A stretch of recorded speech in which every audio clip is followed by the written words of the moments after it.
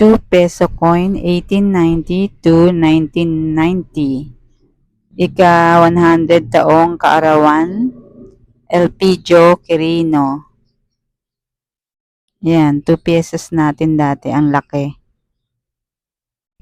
Year 1990.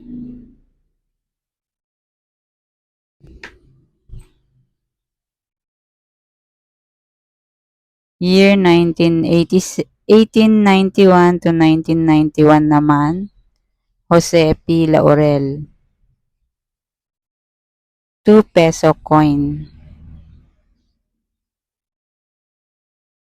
Mga lumang barya.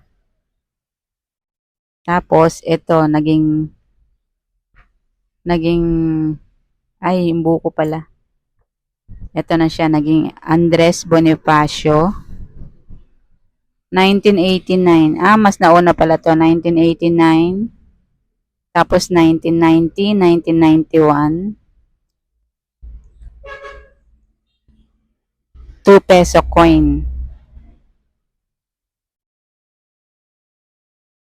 Andres Bonifacio.